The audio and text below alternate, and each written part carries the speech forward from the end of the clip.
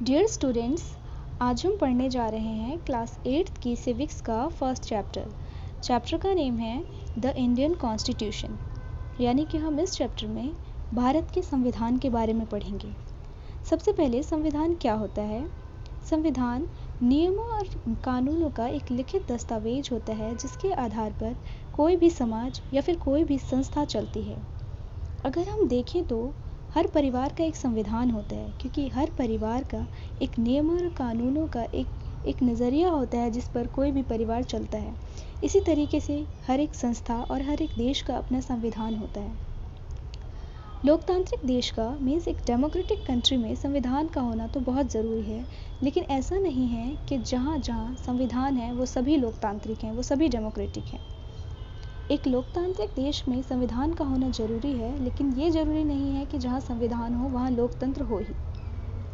तो हम Indian constitution के बारे में पढ़ेंगे, भारत के संविधान के बारे में। In this chapter we are going to begin with a football, a game many of you have probably heard of और इवन प्लेड। इस चैप्टर में हम शुरुआत करने जा रहे हैं एक फुटबॉल गेम के एग्जाम्पल से, जिसका नाम तुम में से ज़्यादातर ने लगभग सुना ही होगा और इवन खेला भी होगा। As the name suggests, this is a game that involves the player's feet. इस गेम के नाम से ही लगता है कि इस गेम में प्लेयर्स का फीट यानी प्लेयर्स के पैरों से खेला जाता है football. According to the rules of football, if the ball touches the arm of any player except the goalkeeper, then this is considered a foul. इस खेल के नियमों के अनुसार यदि किसी भी प्लेयर के हाथ में बॉल टच हो जाती है तो फाउल माना जाता है। सिर्फ गोलकीपर को छोड़ के, गोलकीपर की टच हो सकती है, फाउल माना जाता है, यानी एक नेगेटिव पॉइंट माना जाता है जिस भी साइड को टच हो गया। So if players start holding the football in their hands and passing it around, then they are not playing football anymore. अगर जो फुटबॉल के प्लेयर्स हैं वो फुटबॉल को पैर से खेलने की बजाय हाथ से खेलने लगे और एक दूसरे को पास करके खेलने लगे, तो इसका मतलब वो फुटबॉल नहीं खेल रहे हैं। Similarly, other games such as hockey or cricket also have rules according to which they are played. उसी तरीके से दूसरे खेलों के भी कुछ रूल्स होते हैं जिसके द्वारा वो खेले जाते हैं। Each of these rules help define the game and help us distinguish one game from another. ये सभी जो रूल्स होते हैं हर खेलों के, वो हर खेल के बारे में बताते हैं, हर खेल को दूसरे खेल से डिस्टिंग्विश करते हैं, अंतर करते हैं, किस तरीके से एक खेल दूसरे खेल से अलग है। As these are fundamental to the game, we can also call them the constitutive rules of the game. क्योंकि जो नियम और कानून एक खेल के होते हैं वो उस खेल का फंडामेंटल होता है, उस खेल का मूलभूत होता है, उसे हम कॉन्स्टिट्यूटिव रूल भी कह सकते हैं। यानी प्रत्येक खेल का एक संवैधानिक रूल होता है जिस पर वो खेल खेला जाता है। Like these games, a society also has a constitutive rules that makes it what it is and differentiate it from other kind of societies. ठीक खेल की तरह ही समाज का भी एक कॉन्स्टिट्यूटिव रूल्स होता है। इस फुटबॉल गेम के एग्जाम्पल से हम कॉन्स्टिट्यूशन की ज़रूरत समझने जा रहे हैं एक समाज में, इसीलिए इस फुटबॉल गेम का एग्जाम्पल लिया गया है यहाँ पे। अब आगे हम अपनी लाइन पर, लाइक दिस गेम्स, इन्हीं खेलों की तरह समाज का भी एक कॉन्स्टिट्यूटिव रूल्स होता है that make it what it is and differentiate it from other kinds of societies. जिस रूल्स के थ्रू हम ये जानते हैं कि हमारा समाज क्या है और ये हमारा समाज दूसरे समाज से किस तरीके से अलग है। In large societies in which different communities of people live together, these rules are formulated through consensus, and in modern countries this consensus is usually available in written form. उस समाज में, उस एक बड़े समाज में जहाँ बहुत ही अलग अलग तरीके के समुदाय रहते हों, एक साथ रहते हों, तो जो उनका रूल्स होता है, रूल्स का फॉर्मुलेशन होता है, वो एक सहमति से बनाया जाता है, कंसेंसस से बनाया जाता है, सभी की राय ली जाती है ताकि सभी के मतों का एक रिप्रेजेंटेशन हो सके, किसी को नेग्लेक्टेड फील ना हो, साइडलाइन फील ना हो। एंड इन मॉडर्न कंट्रीज़, और मॉडर्न कंट्रीज़ में, आज के देश में, इन्हीं नियमों और कानूनों को, इन्हीं सहमति से बनाए गए नियमों और कानूनों को एक रिटन फॉर्म में जब लिख दिया जाता है तो उसे संविधान कहते हैं या फिर कॉन्स्टिट्यूशन कहते हैं। A written document in which we find such rules is called a constitution. एक लिखित दस्तावेज जिसमें इस तरीके के सारे रूल पाए जाते हैं एक समाज को चलाने के, उसे संविधान कहते हैं. We have looked at the Indian Constitution in class 6th and 7th in our social political life textbooks. हमने भारत के संविधान को अपनी छठी और सातवीं क्लास की सोशल पॉलिटिकल लाइफ की किताब में पढ़ा है. Have you ever wondered why we need a constitution or been curious about how the constitution got written or who wrote it? क्या तुम कभी ये सोचकर हैरान हुए हो कि हमें कॉन्स्टिट्यूशन की ज़रूरत क्यों पड़ी? Why we need a constitution? और कभी ये सोच कर कि क्यूरियस हुए हो, जानने को उत्सुक हुए हो कि कॉन्स्टिट्यूशन कैसे लिखा गया और किसने लिखा इसे. In this chapter we will discuss both these issues and also look at the key features of the Indian Constitution. इस चैप्टर में हम इन सभी मुद्दों पर डिस्कस करेंगे और देखेंगे कि भारत के संविधान के क्या की फीचर्स हैं, क्या मुख्य बिंदु हैं. Each of these features is crucial to working of democracy in India. और जितने भी फीचर्स इंडियन डेमोक्रेसी में हैं वो भारतीय लोकतंत्र के अच्छे ढंग से काम करने के लिए बहुत ही ज़रूरी हैं. And some of these will be focus of different chapters in this book. और कुछ फीचर्स जो हैं हमारे इंडियन कॉन्स्टिट्यूशन के वो हम इस बुक के अलग अलग चैप्टर्स में डिटेल से पढ़ेंगे. Why does a country need a constitution? एक देश को संविधान की ज़रूरत क्यों पड़ती है, हम उस बारे में पढ़ेंगे. संविधान की ज़रूरत क्या क्या है, हम उसके बारे में पढ़ेंगे इस टॉपिक में. पहले हम इस पिक्चर को देख लेते हैं कि इस कॉन्टेक्स्ट में है ये picture. In 1934 the Indian national Congress made the demand for a constituent assembly. 1934 में भारतीय राष्ट्रीय कांग्रेस ने कॉन्स्टिट्यूएंट असेंबली की डिमांड की, एक अलग से संविधान सभा की डिमांड की, जो संविधान सभा भविष्य में आज़ाद होने वाले भारत के लिए संविधान लिखना था जिसको. ऐसी कॉन्स्टिट्यूएंट असेंबली की डिमांड की. During the second world war this assertion for an independent constituent assembly formed only of Indians gained momentum and this was convened in December 1946.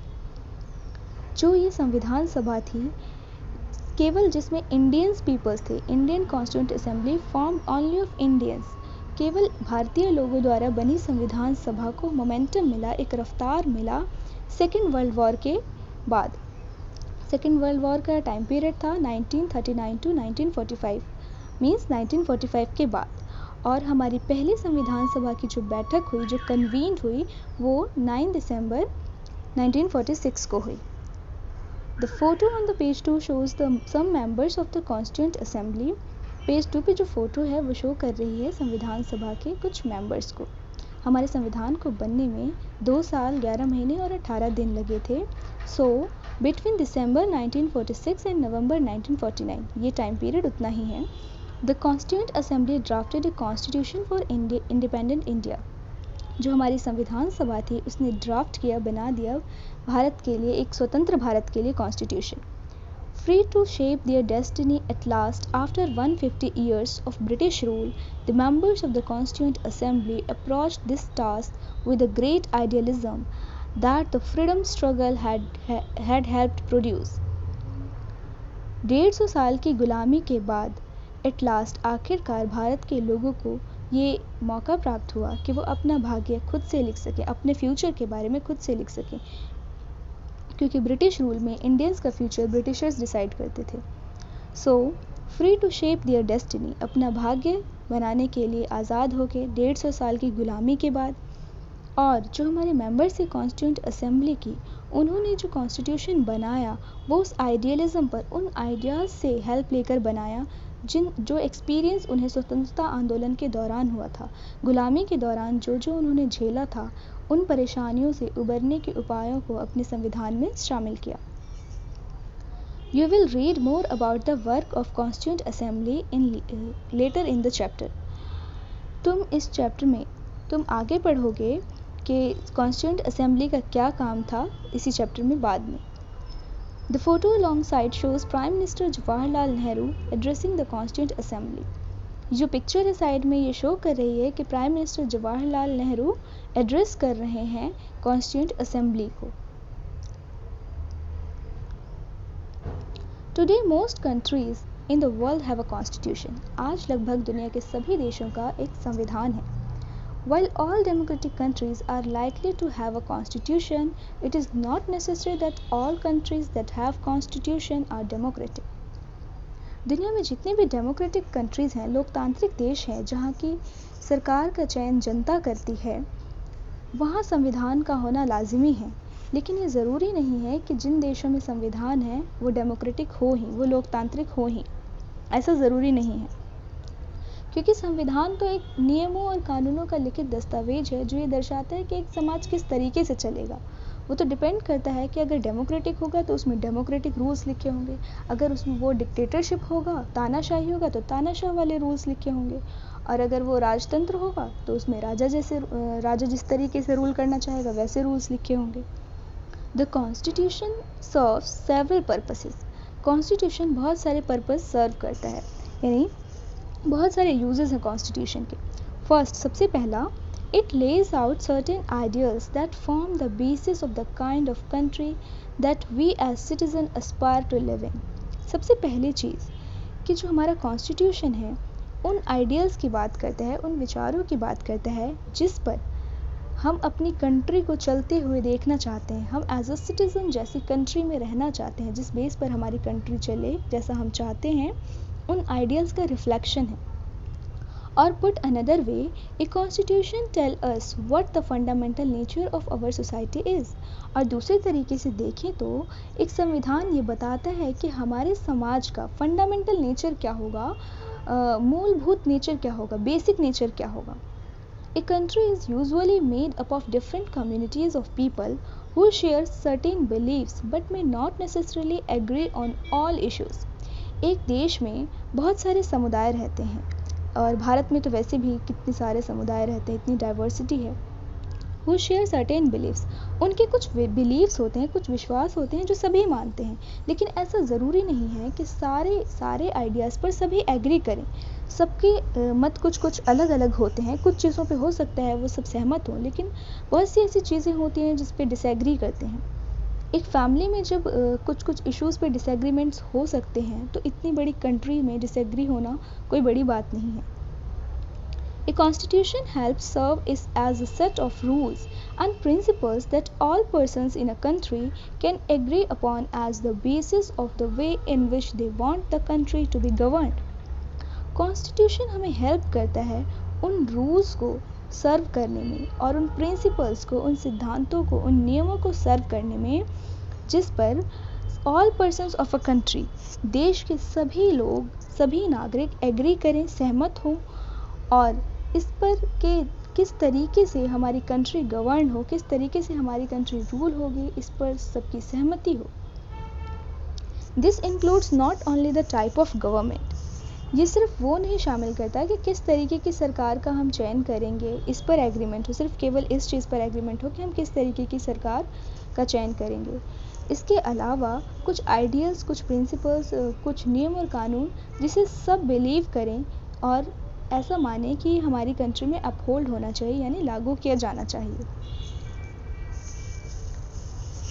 यहाँ पर एक पिक्चर है. The country of Nepal has witnessed several peoples struggle for democracy.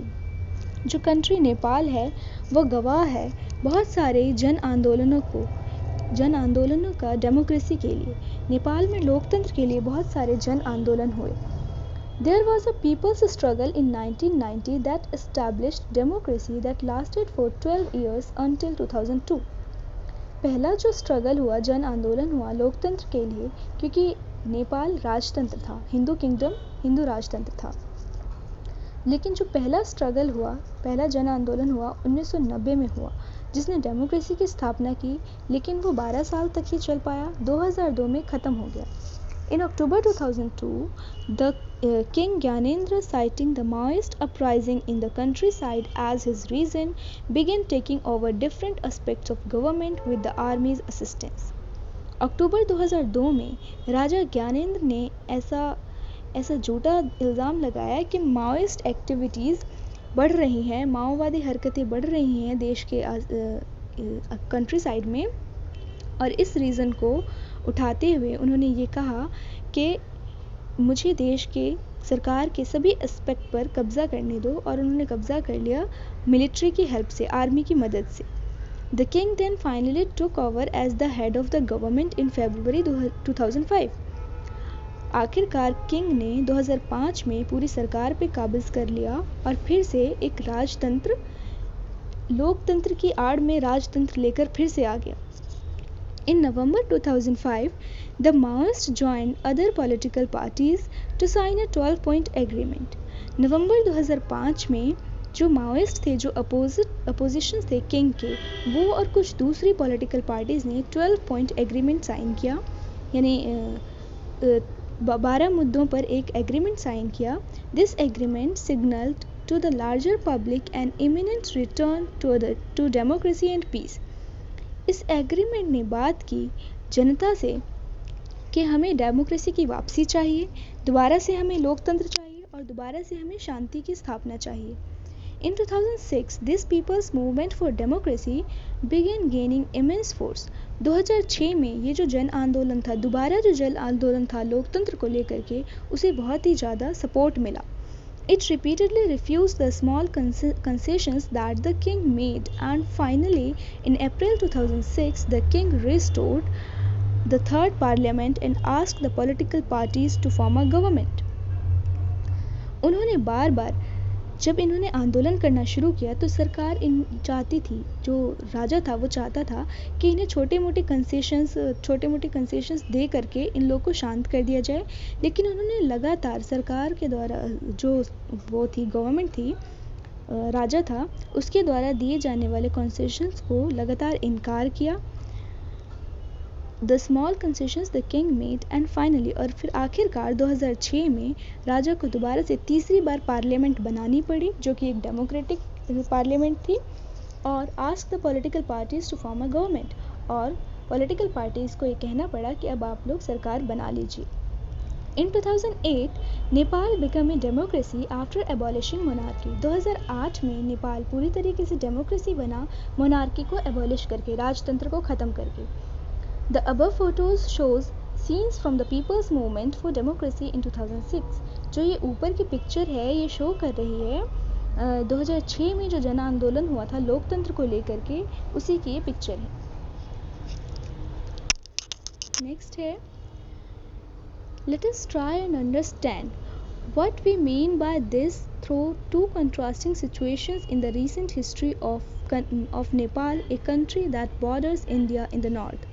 अब हम ये समझने की कोशिश करेंगे कि क्या मतलब था इन दो कॉन्ट्रास्टिंग सिचुएशंस का, डेमोक्रेसी और मोनार्की का नेपाल में, नेपाल की रीसेंट हिस्ट्री में, जो हमारे इंडिया के नॉर्थ बॉर्डर पे टच करता है। उन्होंने क्यों आंदोलन किया? Until recently, Nepal was a monarchy. कुछ दिनों पहले तक नेपाल मोनार्की था, मीन्स राजतंत्र था। The previous constitution of Nepal which had been adopted in 1990 reflected the fact that the final authority rested with the king. जो 1990 में एक कॉन्स्टिट्यूशन बना था नेपाल का, वो रिफ्लेक्ट करता था, वो ये दर्शाता था कि जो फाइनल अथॉरिटी है, जो मेन पावर है, वो जनता के जो रिप्रेजेंटेटिव्स होते हैं उनकी बजाय किंग के पास होगी। फाइनल अथॉरिटी किसके पास होगी? किंग के पास। A people's movement in Nepal fought for several decades to establish democracy, and in 2006 they finally succeeded in putting an end to the powers of the king. जो वहाँ का जन आंदोलन था, लोगों का आंदोलन था नेपाल का, जो कई दशकों तक चला, उसने 2006 में लोकतंत्र की स्थापना की, इस्टेब्लिश की, और वो सरकार, जो किंग था, उसकी पावर्स को एंड करने में, ख़त्म करने में कामयाब हुए। The people had to write a new constitution to establish Nepal as a democracy. अब वहाँ के लोगों को एक नया संविधान लिखना था, जिसके बिना पर नेपाल अब एक नई डेमोक्रेसी पर चलता। The reason that they did not want to continue with the previous constitution is because it did not reflect the ideals of the country they want Nepal to be and that they have fought for. उन्होंने दूसरा संविधान लिखने का इसलिए फ़ैसला लिया, वो पुराना संविधान इसलिए कंटिन्यू नहीं करना चाहते थे क्योंकि उस संविधान में उनके आइडियाज़, उनके विचार प्रतिबिंबित नहीं होते थे, उनके विचार का रिफ्लेक्शन नहीं होता था, और उस विचार का रिफ्लेक्शन भी नहीं होता था जैसा वो नेपाल बनाना चाहते थे, और जैसा नेपाल के लिए उन्होंने कई दशकों तक स्ट्रगल किया, लड़ाई की। as in game of football in which a change in the constitutive rules will change the game altogether। जैसे कि एक फुटबॉल मैच में होता है या फिर किसी भी गेम में होता है कि अगर उसके कॉन्स्टिट्यूटिव रूल्स, उसके बेसिक्स रूल्स को अगर बदल दिया जाए तो गेम ही बदल जाता है पूरी तरीके से। Nepal by moving from a monarchy to a democratic government needs to change all its constitutive rules in order to usher in a new society। यही तरीका नेपाल का भी है कि वहाँ उन्होंने मोनार्की से डेमोक्रेटिक गवर्नमेंट में तब्दील किया अपने सिस्टम को, तो इसीलिए जो उनके पुराने नियम और कानून थे, कॉन्स्टिट्यूटिव रूल्स थे, उन्हें भी बदलने की ज़रूरत थी एक नए समाज के लिए। This is why The people of Nepal adopted a new constitution for the country in 2015। इसीलिए नेपाल के लोगों ने एक नया कॉन्स्टिट्यूशन बनाया 2015 में। The caption alongside elaborates Nepal's struggle for democracy। जो ये कैप्शन है इस साइड में, ये बताता है कि नेपाल ने कितने स्ट्रगल किए हैं, कितने संघर्ष किए हैं लोकतंत्र की प्राप्ति के लिए। The second important purpose of a constitution is to define the nature of a country's political system। पहला फीचर ये था कि वहाँ के लोग, जहाँ का कॉन्स्टिट्यूशन है, वहाँ के लोग अपना समाज कैसा बनाना चाहते हैं, इस पर कॉन्स्टिट्यूशन का बेस था।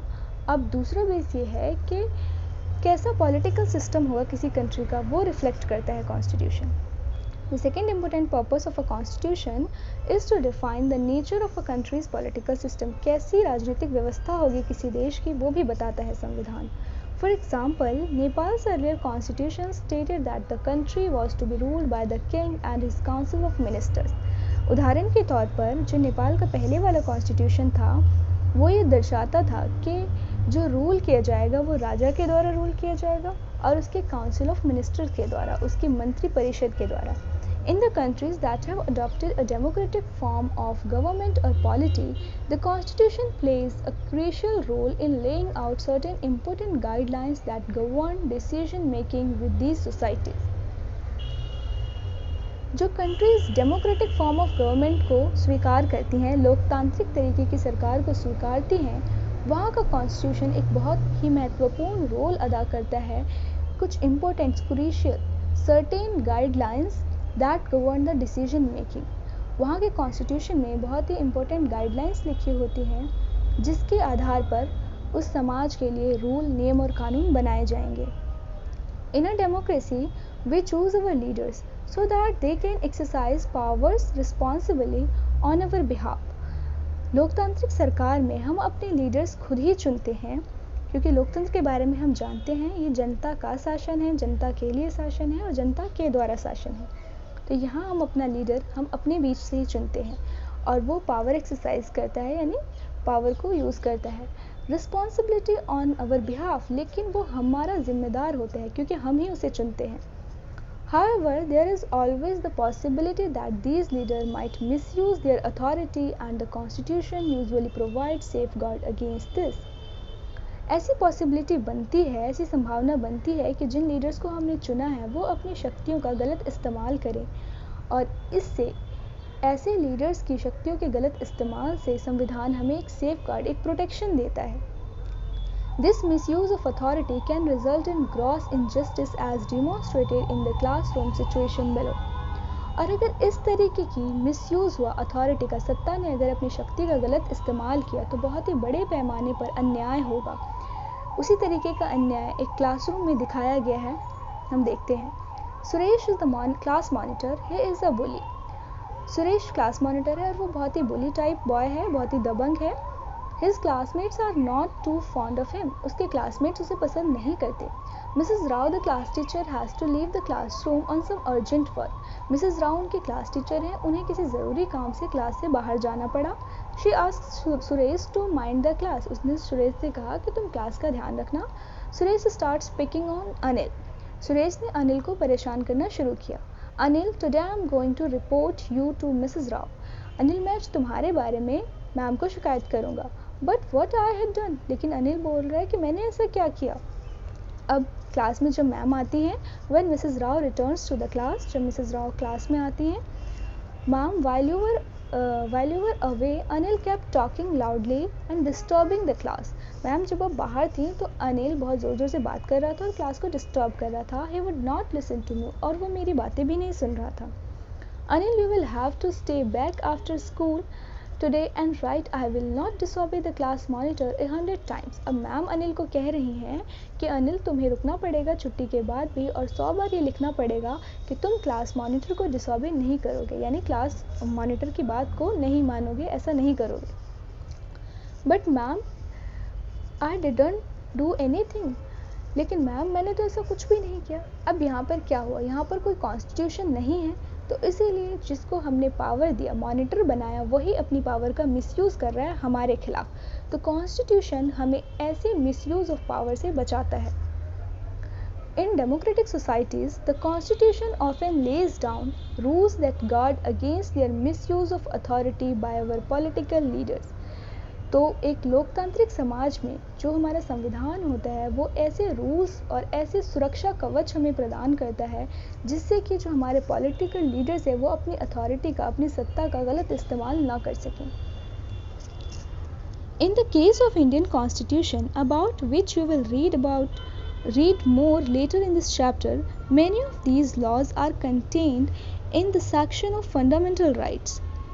जो हमारा भारतीय संविधान है जिसके बारे में हम आगे ज़्यादा पढ़ेंगे और भी ज़्यादा पढ़ेंगे, उसमें कुछ ऐसे लॉज दिए गए हैं जो कि फंडामेंटल राइट के सेक्शन में दिए गए हैं, जो हमें हमारे पॉलिटिकल लीडर्स से कि मिसयूज़ ऑफ अथॉरिटी से, कि सत्ता के गलत इस्तेमाल से हमें बचाते हैं, यानी हमें एक सुरक्षा प्रदान करते हैं fundamental rights. Do you recall the chapter on Dalit writer Om Prakash Valmiki's experience in school from your class 7th book? क्या तुम्हें याद है एक दलित राइटर ओम प्रकाश वाल्मीकि के बारे में, जैसा उन्होंने स्कूल में एक्सपीरियंस हुआ, उनके साथ उनके टीचर्स ने इनजस्टिस किया, बीइंग अ इक्वल स्टूडेंट भी उनके कास्ट के बेसिस पर उनके साथ डिस्क्रिमिनेशन किया जाता था, उनके साथ भेदभाव किया जाता था, क्योंकि उस टाइम में ऐसा कोई नियम नहीं था. तो जिसके पास भी शक्ति थी वो अपनी शक्ति का गलत इस्तेमाल करता था. हेडमास्टर के पास पावर थी तो उसने अपनी पावर का गलत इस्तेमाल किया. लेकिन संविधान हमें ऐसे पावर के गलत इस्तेमाल से सुरक्षा देता है. In that chapter, we talked about the discrimination Om Prakash Valmiki faced because he was a Dalit. इस चैप्टर में हम उस भेदभाव की बात करेंगे जो in that chapter, उस चैप्टर में हमने उस प्रकार के भेदभाव की बात की जो ओम प्रकाश वाल्मीकि ने फेस की थी. You read about how the Indian Constitution guarantees the right to equality to all persons and say that no citizens can be discriminated against on grounds of religion, race, caste, gender and place of birth. तुम भारतीय संविधान में पढ़ोगे कि किस तरीके से भारतीय संविधान राइट टू इक्वलिटी देता है, समानता का अधिकार देता है अपने सभी पर्सन्स को, सभी नागरिकों को, कि से दैट नो सिटीजन्स, कोई भी सिटीजन के साथ भेदभाव नहीं होगा उसके धर्म के आधार पर, उसकी नस्ल के आधार पर, उसकी जाति के आधार पर, उसके जेंडर के आधार पर और उसके प्लेस ऑफ बर्थ के आधार पर, यानी किस जगह पे वो पैदा हुआ है, इसके आधार पर भी कोई भी भेदभाव नहीं होगा. The right to equality is one of the fundamental rights guaranteed by the Indian Constitution. Right to equality हमारे जो 6 फंडामेंटल राइट्स हैं उनमें से एक फंडामेंटल राइट है जो हमारा कॉन्स्टिट्यूशन हमें देता है.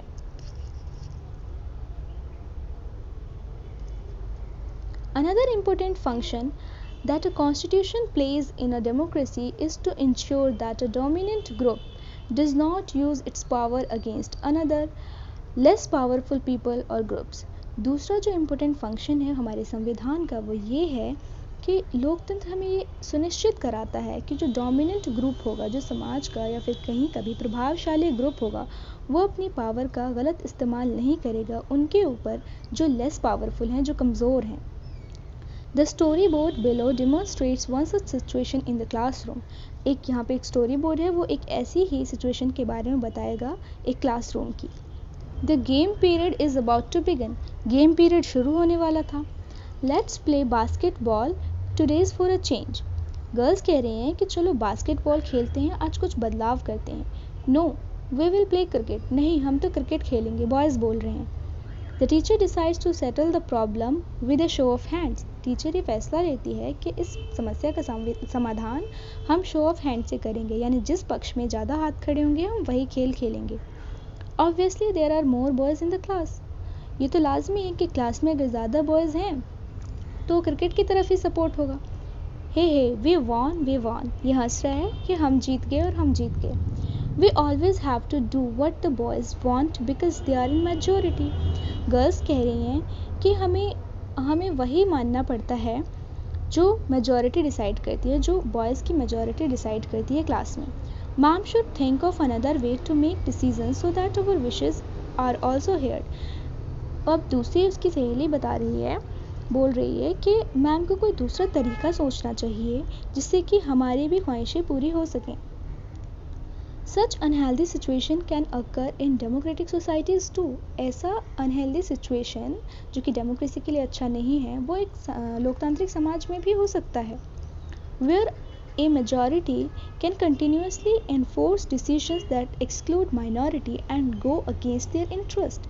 अब हम जानते हैं कि लोकतंत्र तो मेजॉरिटी की गवर्नमेंट है, यानी जितना ज़्यादा वोट पड़ेगा एक पार्टी को, वो पार्टी जीत जाएगी। अब एक पार्टी को एक ही आइडियोलॉजी के वोट ज़्यादातर वोट करेंगे, तो उनका क्या, जो उसकी अलग आइडियोलॉजी रखते हैं, वो अलग विचार रखते हैं। Where the majority can continuously enforce decisions, तो जो मेजॉरिटी होगी वो अपने ही डिसीजन को लगातार इन्फोर्स करती रहेगी और माइनॉरिटी के डिसीजंस को, माइनॉरिटी के इंटरेस्ट को एक्सक्लूड करते रहेंगे, साइडलाइन करते रहेंगे। As the above story board illustrate, जैसे कि ऊपर स्टोरी में दिखाया गया है, जो क्लास में मेजॉरिटी में है वही अपने आइडियाज़ को आगे लेकर जा रहे हैं और जो माइनॉरिटी में है उनके आइडियाज़ को, उनके विशेज़ को नेग्लेक्ट किया जा रहा है। Every society is prone to this tyranny of the majority. हर एक समाज में ये खतरा होता है कि मेजॉरिटी के द्वारा पावर्स का गलत इस्तेमाल हो, टायरनी हो। The constitution usually contains rules that ensure that minorities are not excluded from anything that is routinely available to the majority। जो हमारा संविधान है वो ऐसे भी रूल्स अपने अंदर रखता है, ये भी सुनिश्चित करता है कि जो समाज में माइनॉरिटीज़ हैं, जिनकी संख्या कम है, वो भी उन चीज़ों से, उनको भी एक्सक्लूड नहीं किया जाए, उन्हें भी साइडलाइन नहीं किया जाए जो चीज़ें मेजॉरिटी को अवेलेबल हैं। यानी जो मेजॉरिटी को फैसिलिटीज़ अवेलेबल हैं वही फैसिलिटीज़ माइनॉरिटी को भी अवेलेबल हों। Another reason why we have a constitution is precisely to prevent this tyranny or domination by the majority of a minority। एक दूसरा कारण जो है, हम समेट रहे हैं अब अपनी बातों को, एक दूसरा कारण जो है जिससे हमें संविधान की ज़रूरत पड़ती है वो ये है कि जो मेजॉरिटी का टायरनी है, डोमिनेशन है, कब्ज़ा है माइनॉरिटी के ऊपर, उसको रोका जा सके। This can refer to one community dominating another.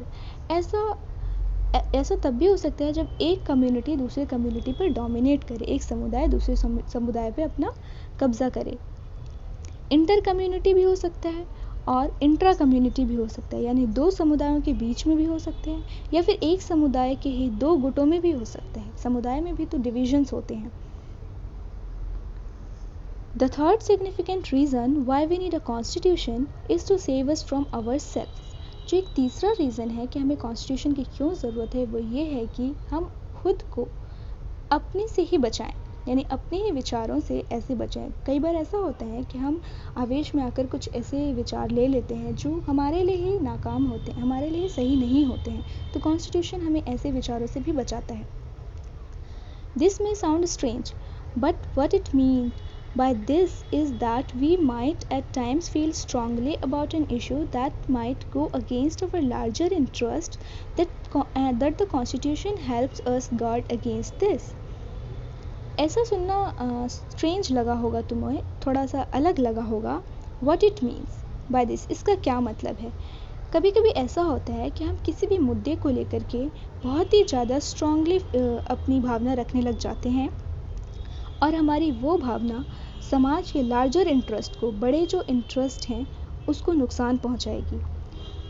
And the constitution helps us guard against it.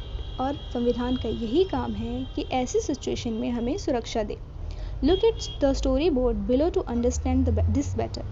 नीचे स्टोरी बोर्ड को देखें इस इशू को समझने के लिए। Shabnam in a fix, she has a decision to make. Shabnam एक द्वंद्व में है, वहाँ उसे एक फैसला लेना है। I have two chapters left to revise for tomorrow's test। उसके पास 2 चैप्टर हैं रिवाइज करने के लिए कल के टेस्ट के लिए।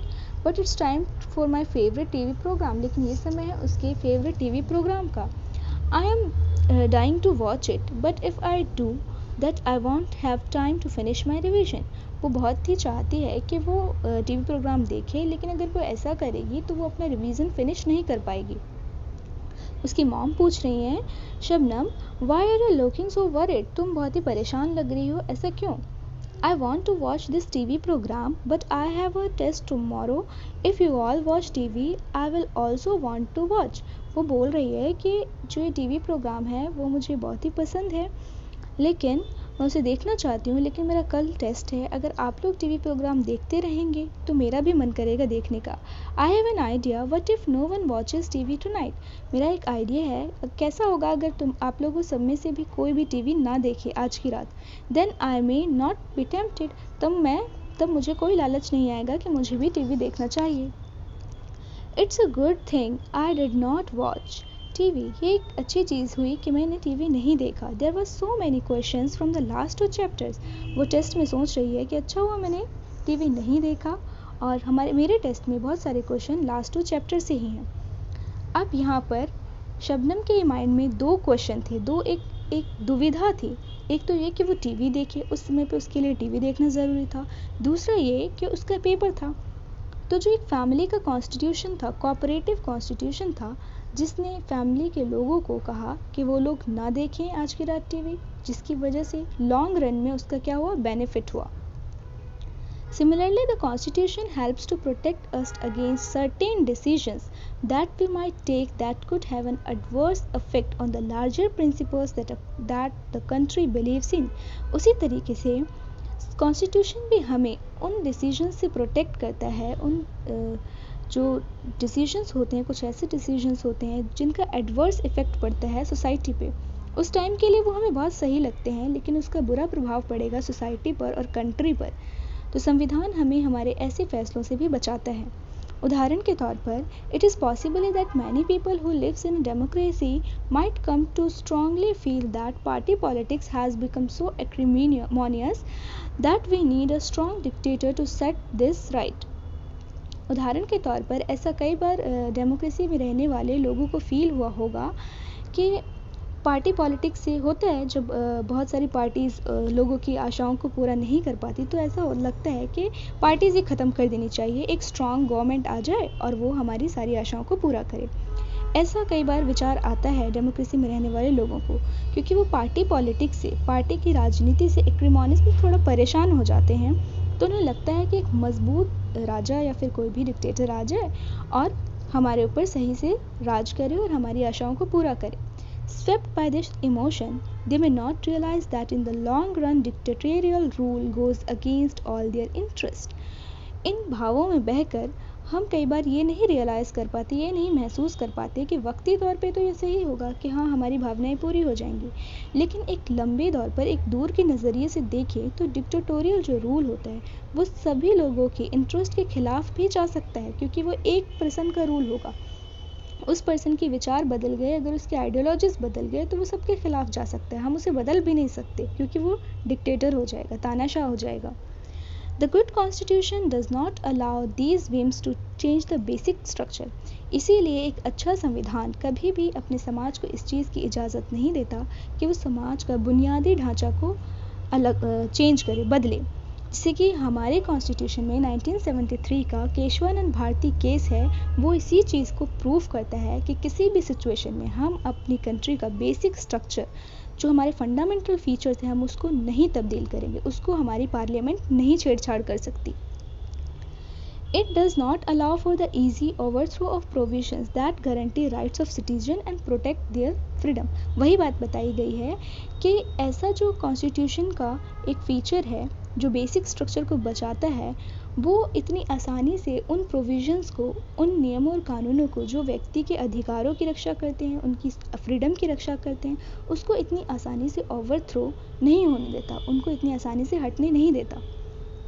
From the above discussion, you will understand that the Constitution plays a very important role in democratic society.